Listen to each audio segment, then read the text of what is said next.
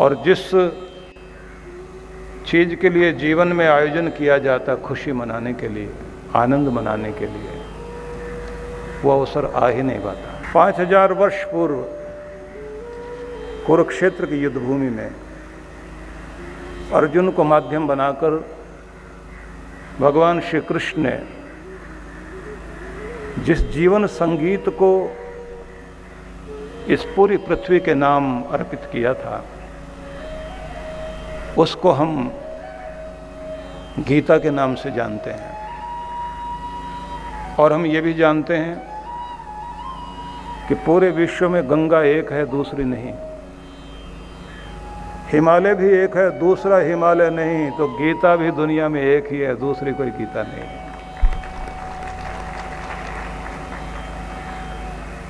ये वो ग्रंथ है जिस पर हाथ रखकर भारत का हिंदू कोर्ट में शपथ ग्रहण करता है।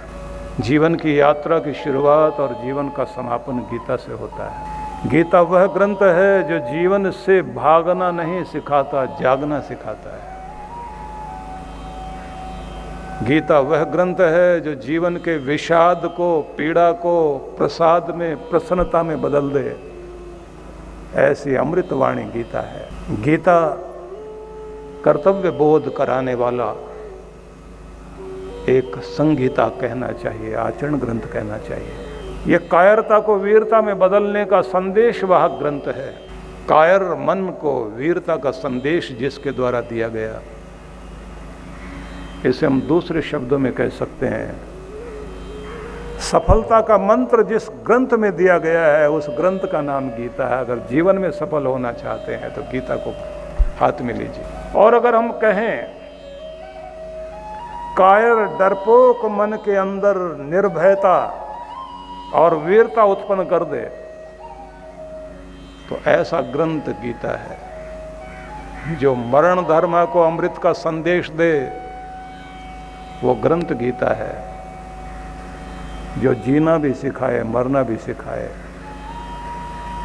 और मरने के बाद भी जिंदा रहना सिखाए, उस ग्रंथ का नाम गीता है। इसलिए प्रत्येक घर में गीता का ग्रंथ अवश्य होना चाहिए और यह गीत जीवन के साथ जुड़ना बहुत आवश्यक है। गीता में हम एक संदर्भ को लेकर चर्चा करें। अर्जुन शिष्य है और कृष्ण सद्गुरु। अर्जुन जीवन के कर्तव्य पथ से, कर्तव्य के रथ से उतरकर भागना चाहता है, कर्तव्य विमुख होना चाहता है। कृष्ण उसे कर्तव्य की ओर प्रेरित करते हैं। लेकिन मजे की बात है कि अर्जुन जीव का प्रतीक है और कृष्ण ईश्वर के प्रतीक, ईश्वर। और रथ जीवन जिस पर वो बैठा है, ये जीव। और सामने खड़ी भी सेनाएं, ये जीवन का संघर्ष। इसमें दोनों तरफ अच्छी और बुरी सेनाएं, अच्छी घटनाएं, बुरी घटनाएं दोनों हैं। जीवन के संघर्ष में हमें आगे आना होगा। पर मजे की बात यह है, रथ पर कृष्ण बैठे जरूर हैं, भगवान बैठे जरूर हैं, वो सारथी हैं, अंतःप्रेरणा तो करते हैं, पर अर्जुन की तरफ से लड़ाई नहीं लड़ते। आपके अंदर भी भगवान बैठे हुए हैं, अंतःप्रेरणा तो करते हैं, लेकिन अपनी लड़ाई हमें ही लड़नी पड़ती है। भगवान लड़ाई लड़ने के लिए आगे नहीं आते। वो कहते हैं मैं दिशा दे सकता हूं, कर्म तुम्हें ही करना होगा। सबके अंदर भगवान बैठे हुए हैं। और अंदर आवाज आती भी है। लेकिन कमाल की बात है,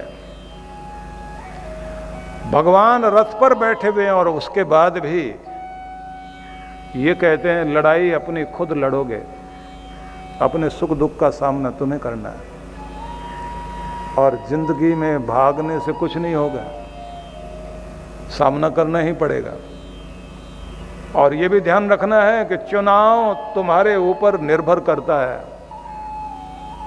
तुम क्या चुनना चाहते हो। जो तुम चुनते हो, जो तुम निर्णय करते हो, जीवन वैसा ही बन जाता है।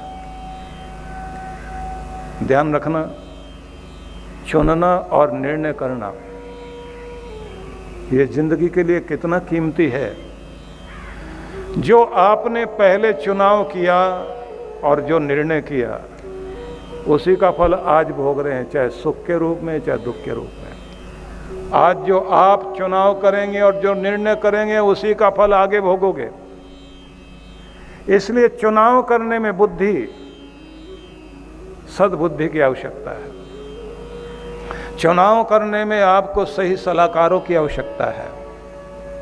निर्णय लेने के लिए आपको खुद निर्णय लेना होता, सुझाव देने वाले लोग आपके आसपास होते हैं। तो एक बात का ध्यान रख लेना, सुझाव देने वाला शकुनी नहीं होना चाहिए। सुझाव देने के लिए मंथरा नहीं होनी चाहिए। नहीं तो कैकेयी कितना भी राम जी से प्यार करती रही हो, एक सलाहकार की थोड़ी सी भी कान में फूंक मारने के अवधि कितनी खतरनाक बन गई। अयोध्या का इतिहास बदल गया एक शकुनी के कारण। पूरी स्थिति महाभारत की बदल गई। अगर आपने चुनाव करने में अपनी संगति गलत चुन ली, गलत कंपनी में बैठने लग गए, गलत लोगों के साथ बैठने लग गए, आपका अपना बेटा 20 साल तक राम बनाने की कोशिश करते रहे, लेकिन संगति मिल गई गलत। 20 महीने की गलत संगति ने रावण बनाने में देर नहीं लगाया, बेटा हाथ से गया। पड़ोस वाले की बात सुनता है आपका बेटा, आपकी सुनता ही नहीं। इसलिए याद रख लेना, मीठा बोलता हो, मुस्कुराता हो, आपके लिए खर्च भी करता हो, दिखाई देता हो बहुत सगा है, लेकिन ऐब सिखाता हो, बुराई सिखाता हो, बुरी जगह लेकर जाता हो, वो कितना भी मीठा बोले, कितना भी अपनापन दिखाए, वो सगा नहीं है, वो गैर है। भले ही कड़वा बोलता हो, भले ही आपके लिए खर्च ना करता हो, लेकिन आपको गलत रास्ते पर लेकर ना जाए और गलत जगह से बचाए, उसे कभी गैर मत मान लेना, वो आपका अपना है। इसलिए वो लच्छेदार मीठी बातें, बहकाने वाले लोग, ग्लैमर्स वाले लोग, चकाचौंध वाले लोग कितने भी अच्छे लगते हों, लेकिन जो आपको ऐब सिखाए, गलत तरफ लेकर जाए, वो सगा नहीं है। इसीलिए कहते हैं जो दगा ना दे वही सगा है, धोखा ना दे, चोट ना पहुंचाए।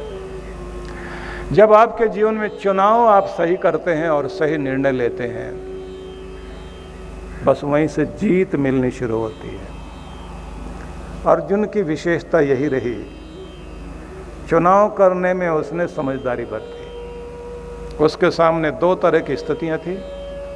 चुनाव करने का जब समय आया था, तो कृष्ण ने सामने रख दिया कि एक तरफ मेरी सेना, मेरे अस्त्र शस्त्र, दूसरी तरफ केवल निहत्था मैं, जो तुम्हारे लिए लड़ाई नहीं लड़ूंगा। तो एक तरफ दुनिया और एक तरफ दुनिया का मालिक, एक तरफ संसार और एक तरफ ईश्वर, एक तरफ जगत की मौज मस्ती, एक तरफ गुरु। दोनों में से चुनने की जब बारी आए तो किसको चुनोगे? अर्जुन ने बस यही एक बात समझदारी की कि उसने सेना, सैन्य बल, अस्त्र शस्त्र साधन उनको नहीं चुना, उसने कृष्ण को चुना, जो उसके लिए लड़ने को भी तैयार नहीं है, उस कृष्ण को चुना। बस यही जीत की सबसे पहली निशानी थी। आपका चुनाव अगर सही है तो आप जीत गए, इसलिए सही चुनाव कीजिए। सही चुनाव, सही निर्णय। यहां इलेक्शन नहीं होता, यहां सिलेक्शन होता है, क्योंकि यहां बहुमत का मतलब नहीं है। जीवन में बहुत सारे, क्योंकि जब आप इलेक्शन में जाते हैं तो 3 बुरों में से कम बुरे को चुनना पड़ता है। आपकी समस्या होती है 3 बुरे या 5 बुरे, उनमें से कम बुरा कौन सा है। जब आप सिलेक्शन में जाते हैं तो आप बेस्ट को चुनते हैं, सर्वश्रेष्ठ को चुनते हैं। बस जब आपकी बुद्धि सर्वश्रेष्ठ को चुनने के लिए तैयार हो जाए तो समझ लेना आपकी जीत, सफलता जिंदगी में आ गई। इसलिए अपने देश में सबसे अधिक इस बात को महत्व दिया गया कि गुरुजनों के सामने सिर झुकाना, बड़ों के सामने सिर झुकाना, मंदिर के आगे सिर झुकाना, सिर बुद्धिमत्ता, जिससे तुम्हारी बुद्धि ठीक हो सके, तुम्हारा मन मस्तिष्क सही रहे। लोग कहते हैं सिर पर हाथ रख देना, बुद्धि सुबुद्धि रहे। बुद्धि ठीक है, सफलता है। इसलिए ध्यान रखिए, जीवन का ये बहुत बड़ा रूप होता है। महात्मा बुद्ध ने 3 सूत्र दिए थे ना, बुद्धम शरणम गच्छामि, सब बोलते हैं ना, सबको याद रहता, बुद्धम शरणम गच्छामि, धम्मम शरणम गच्छामि, संघम शरणम गच्छामि, 3 सूत्र। जब कहते हैं बुद्धम शरणम गच्छामि तो उसका मतलब बुद्ध की शरण में जाता हूं, ऐसा नहीं। बुद्ध मतलब बुद्धिमत्ता, विवेक, विवेक की शरण में जाता हूं, समझदारी। पूरे घर में एक समझदार आदमी भी हो, सबको संभाल लेगा। लीडरशिप क्वालिटी होती है समझदारी, ये नेतृत्व शक्ति। जिस आदमी को सबको संभालना आता है, पूरे ग्रुप में एक कोई ऐसा लीडर जरूर होता है किसी बड़ी कंपनी के अंदर, जिस आदमी की बुद्धिमत्ता से सुंदर प्रबंधन होता है, काया पलट कर देगा वो। अकेला एक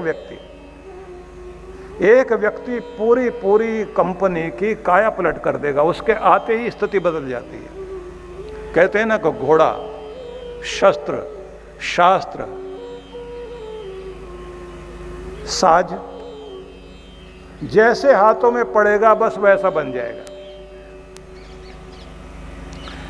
घोड़ा तो वही रहेगा, चलाने वाला घुड़सवार बढ़िया होना चाहिए, फिर देखो घोड़े का कमाल। साज वही रहेगा, बजाने वाला कमाल का होना चाहिए, देखो क्या संगीत निकलता है। शास्त्र वही होगा, सुनाने वाला बेहतर हो तो शास्त्र चमत्कार कर देगा आपकी जिंदगी में। ऐसे ही किसी कंपनी को, संस्थान को, राष्ट्र को भी ले सकते हैं यार। एक वे जो बैठने से कुर्सी पर जिनका मान बढ़ता है, एक वे होते हैं जिनके बैठने से कुर्सी का मान बढ़ता है। जब कुर्सी पर बैठने वाला ऐसा आ जाता है कि जिसके बैठने से कुर्सी सम्मानित होने लगी है, तो समझ लेना चाहिए काया पलट वाला आदमी आ गया है। अब दुनिया बदलेगी। एक खास तरह का व्यक्तित्व, बुद्धिमत्ता से युक्त, नेतृत्व शक्ति जिसके पास है, उसके आने का मतलब ही और होता है।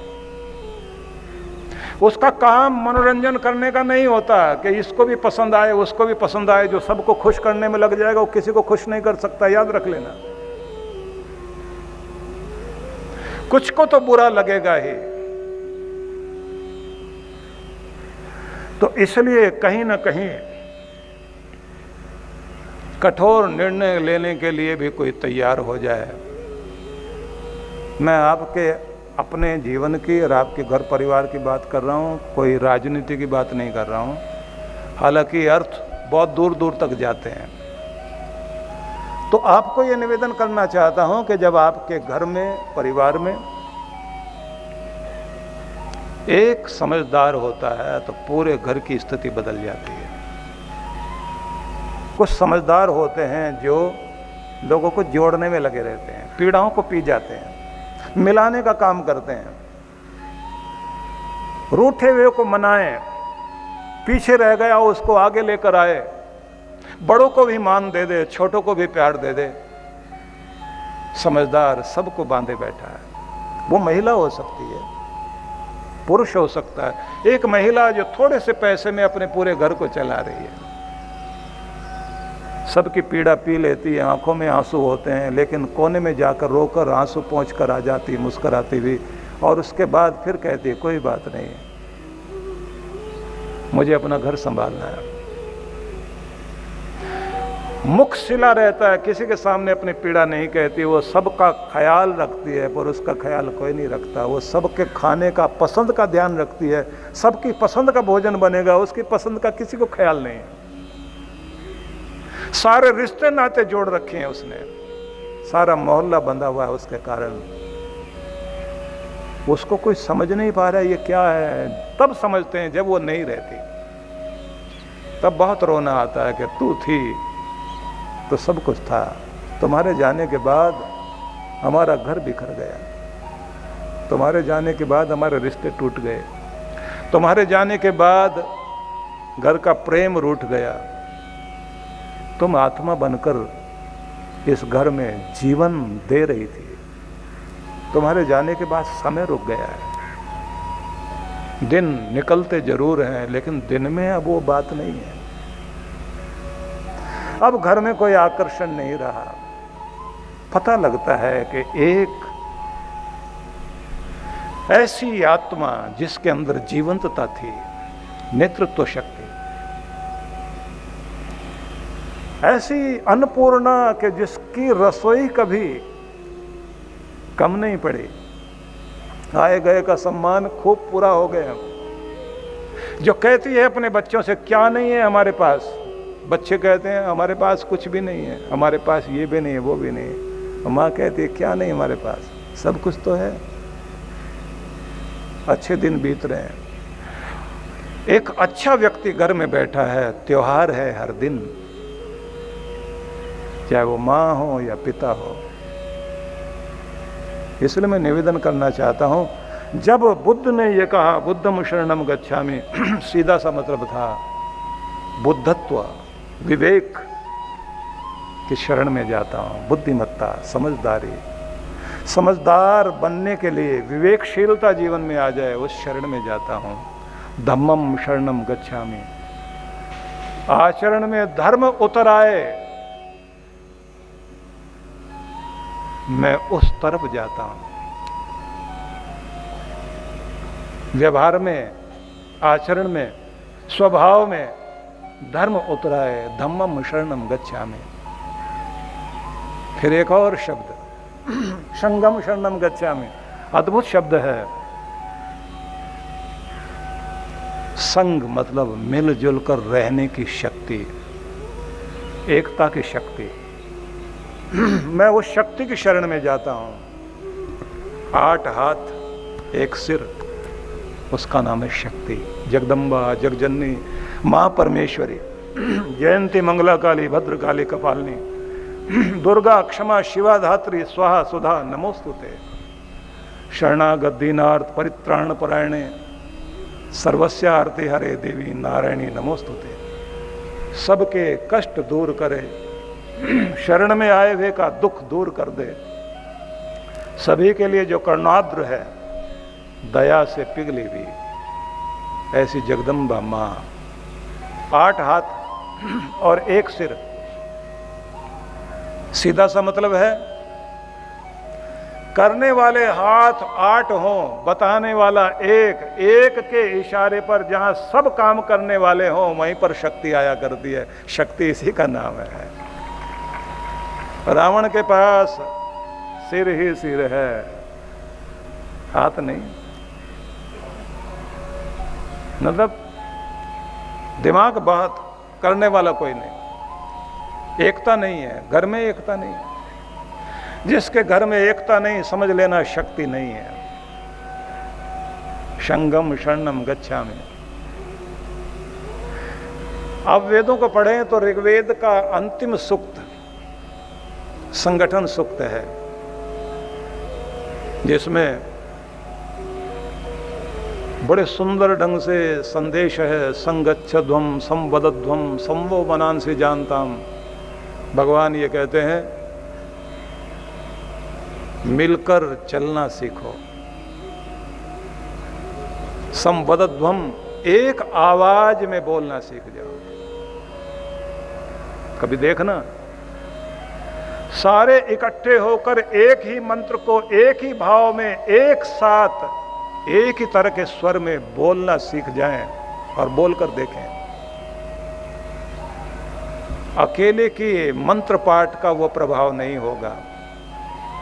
हजारों कंठों से जब एक तरह का मंत्र निकलता है, उसका प्रभाव इतना अद्भुत होता है, ब्रह्मांड को पार करती हुई आवाज परमात्मा तक पहुंचती है। और जो चमत्कार अब तक नहीं हुआ वो एकदम हुआ करता है। इसलिए हमेशा इकट्ठे होकर प्रार्थना करना सीख जाओ, और नहीं तो कम से कम अपने घर परिवार के जितने सदस्य हैं, भोजन में और भजन में इकट्ठे बैठना सीख जाएं, तो घर के अंदर कलयुग का प्रभाव नहीं रहेगा। आपके घर में सतयुग आ जाएगा और आपके घर की एकता बनी रहेगी। रूठने मनाने वाली बात नहीं रह जाएगी, अपने आप सब मने हुए रह जाएंगे। और जहां बड़े बीच में नहीं होते तो फिर वहां काले कोट वाले वकील ही बीच में होते हैं। आपने देखा होगा ना, बड़े हैं तो वो एक को डांट देंगे, दूसरे के आगे हाथ जोड़ देंगे, बैठकर सुन लेंगे, पीड़ाएं मिटा देंगे। और आजकल ये हो गया कि माता पिता अलग, बेटा बहू अलग, और थोड़े दिनों के बाद पता लगता है कि दोनों के दो वकील खड़े हुए हैं। अब समस्या कोर्ट में जाके निपटेगी। बड़े निपटाते तो बहुत अच्छा, माँ बाप से दूर हो गए, बड़ों से दूर हो गए तो समस्या आ गई ना। इसलिए निवेदन करना चाहता हूँ कि एक आवाज में मिलकर पाठ करने वाले, बोलने वाले हो जाएं, एक मिलकर चलने वाले हो जाएं। संवो मनांसि जानताम, एक मन वाले। देवा भागम यथा पूर्वे संजानाना उपासते। जैसे देवताओं ने पूर्व में सफलताएं प्राप्त की थी, बस वैसी ही सफलताएं तुम्हें भी प्राप्त होती जाएगी। तुम्हारा अमृत भी तुम्हें मिलता चला जाएगा। इसलिए एक आवाज, एक मन, एक दिशा और एकजुट होकर जो लोग चलना जानते हैं, वहां पर शक्ति रहती है। तो बुद्ध ने ये कहा, 3 सूत्र दिए। अब 3 की बात चल पड़ी है तो मैं थोड़ा सा 3 और सुना देता हूं। पारसियों में भी 3 शब्द कहे जाते हैं। पारसियों के यहाँ 3 सूत्र बड़े अद्भुत हैं। एक तो वो कहते हैं हुमदा। हुमदा मतलब अच्छे विचार, बड़ी प्यारी बात है। गांधी जी बोला करते थे, मैं अपने मस्तिष्क में किसी को गंदे पांव से चलकर प्रवेश नहीं करने दूंगा, ऐसे बोलते थे। मतलब किसी के गंदे विचार मेरे मस्तिष्क में आकर बैठ जाएं और मेरे मन को गंदा कर जाएं, इतनी हिम्मत मैं किसी को नहीं दूंगा, क्योंकि गंदे विचार आगे जिंदगी को गंदा कर जाएंगे। इसलिए ध्यान रख लीजिए, पढ़ो अच्छा, सुनो अच्छा, देखो अच्छा, ऐसे जगह बैठिए जहाँ से आपका मस्तिष्क अच्छा हो, जिससे आपकी जिंदगी अच्छी हो। आपका मस्तिष्क ऊंचा तो आपका माथा ऊंचा, आपका जीवन ऊंचा। अपने जीवन में महान विचारों की कद्र कीजिए। मैं बहुत आश्चर्य करता हूँ कि हमारी धर्म कथाएं भी मनोरंजन का हिस्सा बन गई हैं। नाच कूद के घर चले जाते हैं। जिंदगी में वो संदेश हम लोग नहीं ले पाते कि जिसके कारण जीवन हर दिन नृत्य बन जाए, जीवन हर समय महोत्सव बन जाए, जीवन हर समय आनंदपूर्ण हो जाए। अगर वो विचार मस्तिष्क में बैठ जाएंगे तो जिंदगी नई नई नई हो जाएगी। नाचने कूदने को हमने समझ लिया कि कोई बहुत अच्छा गा ले, बहुत अच्छा नचा दे, कथा हो गई अच्छी, बहुत अच्छी कथा हो गई। प्रसाद बढ़िया बचा, बढ़िया प्रसाद बट गया, हलवा अच्छा था, 36 प्रकार के व्यंजन थे, राम जी का जन्म हुआ था, फिर विवाह का अवसर आया। हर चीज को हम मनोरंजन की तरफ तो लेकर चले गए, लेकिन जब पूछा जाता है कुछ कथा जीवन में भी आई। सीधा मतलब समझ लीजिए, कथा जब तक जीवन की व्यथा नहीं छीन ले तब तक कथा जीवन में आई नहीं। कथा आने का मतलब ही व्यथा दूर होनी चाहिए, पीड़ाओं से रहित हो सके।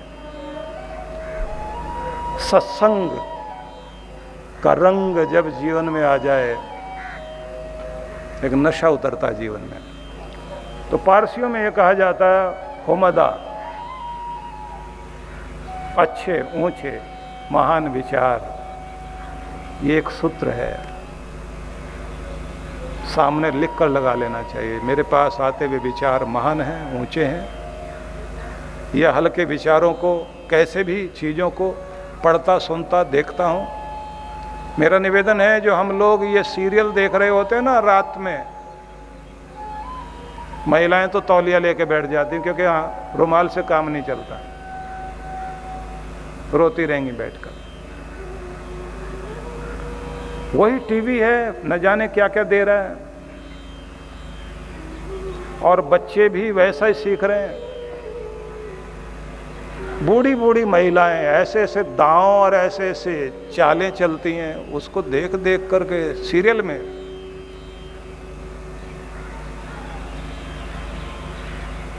खलनायिका बूढ़ी महिलाएं, बच्चे भी वैसे ही। बच्चों को दिखाया घर में आग लगाते घूम रहे हैं, भड़काते घूम रहे हैं। अपने बच्चों को कभी किसी की जासूसी करने में मत लगा देना। जाओ देख करके आओ चाची क्या बोल रही है, दरवाजे के पास खड़े रहना। जाओ सुन के आओ चाचा क्या बात कर रहे थे, ननद ने क्या बोला था, देख के आओ सुन के आओ। अब किसी ने आकर के पत्नी को भड़का दिया, अब वो गुस्से में है और चल रहा है सामने टीवी के ऊपर जगराता। अब वो एकदम गुस्से में आके अपने बच्चे से कहती है जाओ अपने पापा को बुला के आओ, और बच्चा जो है बोलता हुआ जा रहा है चलो बुलावा आया है, माता ने बुलाया, जय माता दी। अब पति की तो हालत खराब कि पता नहीं किसने क्या भड़का दिया, क्योंकि लोग ही कुछ ऐसे होते हैं ना कि जिनको आप समझते हैं अत्यंत ज्वलनशील पदार्थ, कोई छोटी सी चिंगारी डाले तुरंत भड़क गए। विचार ऊंचे, विचारों को देने का काम हमारे पास ये सिनेमा, टीवी। अब रहा सहा काम आपका मोबाइल फोन, व्हाट्सएप, कितना अकेला कर दिया आदमी को। पहले मिल के इकट्ठे हंस लेते थे, अब तो इकट्ठे बैठ के हंस भी नहीं पाते, अकेला ही बैठा हंस रहा है आदमी फोन खोल के। पड़ोस वाला भी साथ में आकर के बैठेगा नहीं, वो भी कहेगा भाई साहब मुझे भी सेंड करना, बहुत अच्छा सा लग रहा है कुछ चेहरा देखते ही। वो भी चलते चलते ही हंसेगा, मुस्कुराएगा। निवेदन फिर वहीं लेकर चलता हूं आपको, जिस भी तरह से विचार हमारे मस्तिष्क में आते हैं वो पवित्र हों। हमारे यहाँ पंडित लोग पाठ करते हैं, मंगलाचरण में, स्वस्ति वाचन में, भद्रम कर्णे भी शृणुयाम देवाः, भद्रम पश्येमा क्षभिर्यजत्राः। कानों से भद्र सुने, आंखों से भद्र शुभ अच्छा आंखों से देखें। और जो भी जीवन है वो देवताओं का जीवन जिए, पूर्ण आयु भोगे। तो वहां कहा गया होमदा अच्छे विचार, हुक्ता, हुक्ता का अर्थ है सही विचार तो हो पर सही बोलना भी होना चाहिए, मतलब व्यवहार। बहुत बड़ी बात है। पूरा जीवन हमारा इस बात पर निर्भर करता है कि हम अपने बोलने से लोगों के दिल में उतरते हैं या दिल से उतरते हैं। हमारा बोलना कहीं दिल से तो नहीं उतर जाते हम किसी के। लोग कहते हैं अब तक तो दिल में ये आदमी स्थान रखता था, तो दिल से उतर गया। और कभी कभी बोलना ऐसा भी होता है,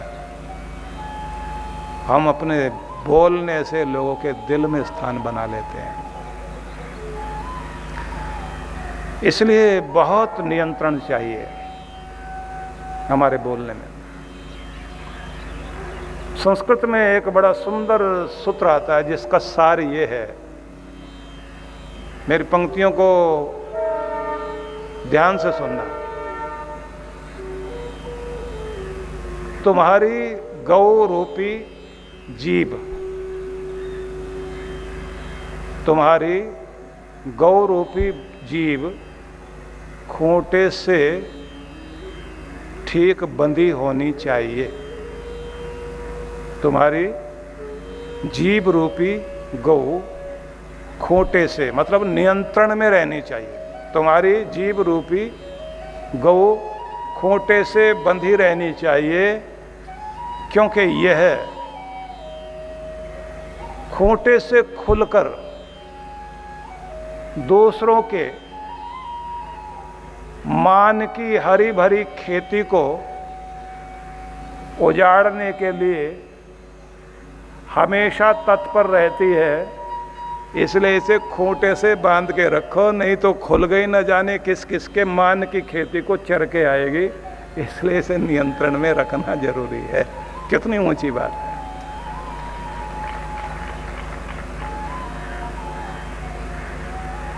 मैं पढ़ रहा था, एक ब्राजील के लेखक हैं पाओलो कोएल्हो। उन्होंने एक बड़ी सुंदर पंक्ति लिखी कि कुछ लोगों के अंदर नेतृत्व शक्ति तो होती है, पर वो कैसी? दूसरों को अपमानित करने की, दूसरों की राह में बाधा खड़ी करने की, दूसरों को मुश्किल में डालने की। और वो उनका कार्य तब तक लगातार चलता रहता है जब तक उन जैसा कोई बड़ा ना मिल जाए जो उनकी राह में भी बाधा डाल दे। वहां वो सम्मान देकर पीछे हट जाते हैं, लेकिन जो उनके सामने सॉफ्ट टारगेट बने रहते हैं, उनका मान बिगाड़ने के लिए वो रात दिन अपनी उसी वृत्ति का प्रयोग करते रहते हैं। अगर वे लोग अपनी उस नेतृत्व शक्ति को शुभ की ओर लगा दें तो पूरी अपने आसपास की जगह में, स्थान में इतना बड़ा स्थान बना सकते हैं, मतलब दिलों में इतना बड़ा स्थान बना सकते हैं कि उन्हें कभी भुलाया नहीं जा सकेगा। मतलब हमेशा यादगार बन जाओगे। लेकिन ये देखो तो सही कि हमारी नेतृत्व शक्ति कैसी है, क्या काम बिगाड़ने वाली या काम बनाने वाली। तो सही बोलना, पारसियों के जो 3 सूत्र हैं उनमें एक तो हो गया होमदा, एक हो गया हुक्ता, तीसरा है हुवस्ता। हुवस्ता का मतलब होता है नेक कर्म, कि तुम्हारा सबसे पहले तो ध्यान जाना चाहिए अच्छे विचारों पर, दूसरा ध्यान जाना चाहिए अच्छे व्यवहार और अच्छे बोलने पर, तीसरा ध्यान जाना चाहिए अच्छे नेक ऐसे कर्म। एक चिंतक ने बड़ा सुंदर कहा, यदि तुम किसी काम को करने के लायक हो तो उसे बेहतर ढंग से करने के भी लायक हो। यदि तुम किसी काम को बहुत अच्छे ढंग से करने के लायक हो, मतलब किसी काम को करने लायक हो, तो उसे बहुत बेहतर ढंग से करने के लायक भी हो, तो हर कर्म में अपना 100% 100% देने की कोशिश कीजिए। तो फिर उसका मतलब है वही कर्म आपको आपके शिखर पर बैठाएंगे और आपको अपना एक आनंद देंगे जो लोगों के दिलों पर छाप छोड़ेंगे। देखिए आप किस काम को ठीक ढंग से करने लायक है। कुछ भी करना पड़े तो उसे साधारण ढंग से मत करो। तो इसलिए मैंने आपसे कहा कि गीता का ये एक सुंदर रूप है, अर्जुन शिष्य है और कृष्ण गुरु। अब जब भगवान श्री कृष्ण ने अर्जुन को उपदेश दिया, उसमें एक प्रार्थना अर्जुन की थी। अब वो प्रार्थना क्या थी? कार्पण्य दोषो अपहत स्वभावः पृच्छामि त्वाम धर्म सम्मूढ़ चेताः यच्छ्रेयस्यान्निश्चितं ब्रूहि तन्मे शिष्यस्तेऽहं शाधि मां त्वां प्रपन्नम। अर्जुन ये कह रहा है कि मैं आपका शिष्य आपकी शरण में हूं, लेकिन कार्पण्य दोषोपहत स्वभावः, कायरता के कारण, क्योंकि पूरा शरीर कंपित हो रहा है, मुख सूख रहा है, किम कर्तव्य विमूढ़ हूं, तो इस समय मैं नहीं जानता कि मेरा कर्तव्य क्या है। पृच्छामि त्वा धर्म सम्मूढ़ चेता, मेरा कर्तव्य क्या है इसके लिए मैं बहुत ही मूढ़ हो गया हूं, मूर्खता से भर गया हूं। तो मेरे लिए आप मेरा मार्ग दर्शाओ। उपनिषदों में जहां हम पढ़ते हैं असतो मां सद्गमय तमसो मां ज्योतिर्गमय, मैं अंधेरों में हूं, भटक गया हूं, भ्रमित हो गया हूं, मैं खो गया हूं, मुझे प्रकाश की ओर लेकर चलो, मुझे उस तरफ लेकर चलो कि जहां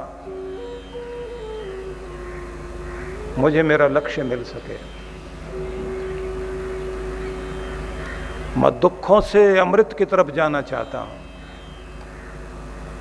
मैं असत से सत्य की तरफ जाना चाहता हूं। ये जीवन के लिए बहुत आवश्यक चीज है कि हम लोग ये कह सकें कि भगवान तुम मुझे राह दिखाओ। कभी कभी जब मन बहुत पीड़ित हो तो अपने मन में पीड़ा को लेकर आंख में भले ही आंसू हों, परमात्मा के चरणों में प्रार्थना करने के लिए निमग्न होना चाहिए,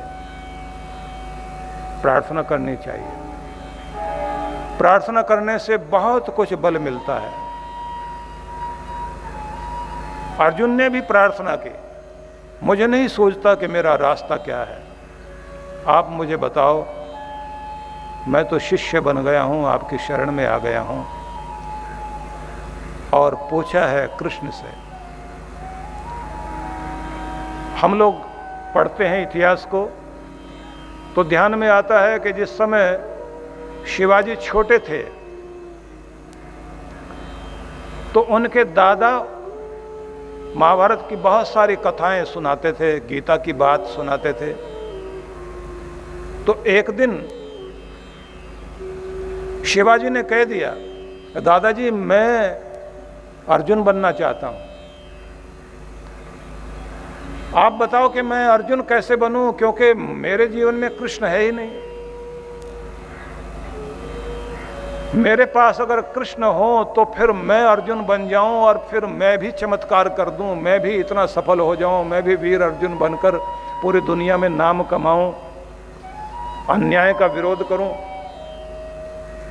दादाजी ने कहा, बेटा कृष्ण की चाहत में मत बैठो, तुम तो एक ही कोशिश करो, तुम अर्जुन बनने की कोशिश करो। तुम्हें ढूंढते हुए कृष्ण अपने आप आ जाएंगे। अगर तुम अर्जुन बन जाओगे तो कृष्ण अपने आप जीवन में आ जाएंगे। सही शिष्य बनने की कोशिश करो, सही शिष्य बनने की, सही पात्र बनने की, अपने आप को इस योग्य बनाओ कि तुम्हें गुरु ढूंढता हुआ तुम्हारे पास आ जाए। और जब गुरु जीवन में आता है तो ये ध्यान रख लेना, इतिहास नई करवट लेता है। योग्य गुरु और योग्य शिष्य दोनों का मेल हो जाए। और ये मेल कराने का ये मतलब नहीं होता कि हमने तो गुरु कर लिया और गुरु के पास जाते भी हैं। कई लोगों को होता है कि वो 4-4, 6-6 गुरु कर लेते। एक माता ने हमको भी आके कहा था ऐसे, बोले हम बहुत आपको सुनने के बाद प्रभावित हो गए हैं, आपको गुरु करना चाहते हैं। मैंने टाल दिया। अगली बार फिर आई, आकर पूछा, मैंने कहा आपने पहले भी कोई गुरु किए थे? बोले हाँ पहले किए थे, वो 2-2.5 साल तो चल गए, उसके बाद वो सिधार गए। तो फिर हमारे मन में आया एक और गुरु करना चाहिए, तो दूसरा गुरु किया, वो 6 महीने चला, फिर वो भी सिधार गया। ऐसे करते करते 6 तो चले गए। मैंने कहा कितनी एज है आपकी? बोले 70 साल की। मैंने कहा, बोले अब आपके प्रति श्रद्धा जागी है। मैंने कहा माता हम तो अभी रहना चाहते हैं धरती पर, क्योंकि आपका तो कुछ बिगड़ा नहीं, पर जिसको आपने गुरु बनाया वो जरूर पार उतर गया। तो बहुत ऐसे भी होते हैं गुरु कोई पार लगा देते हैं, वो खुद के जीवन में कभी कोई फर्क नहीं पड़ता। ठीक है कि गुरु प्रामाणिक होना चाहिए, गुरु से, योग्य गुरु से दीक्षा लेनी चाहिए। ये भी बात ठीक है कि गुरु के साथ चलने का, उनके साथ बैठने का भी एक मर्यादा और नियम और व्यवस्था होती है कि गुरु के चलते हुए उसकी छाया पर भी पाँव नहीं पड़ना चाहिए। गुरु अगर एक तृण भी दे तो उसे अमूल्य निधि समझ करके संभाल के रखो, मेरे गुरु की निशानी है। मेरे सदगुरु ने प्रेम भरे हाथों से ये कुछ दिया मुझे, ये अमृत है। भावना में ही बहुत कुछ होता है। और गुरु के सामने जब बैठे तो विनम्रता और जिज्ञासा भी करें, बहुत ढंग से जिज्ञासा करनी चाहिए। भगवान श्री कृष्ण कहते हैं तद विद्धि प्रणिपातेन परिप्रश्नेन सेवया, ठीक ढंग से प्रश्न करना भी आना चाहिए। तद विद्धि प्रणिपातेन, प्रणिपात करके प्रणाम करने का वो ढंग जो भारत का अद्भुत है, दंडवत प्रणाम करना, गुरु की परिक्रमा करना, गुरु को दंडवत प्रणाम करना।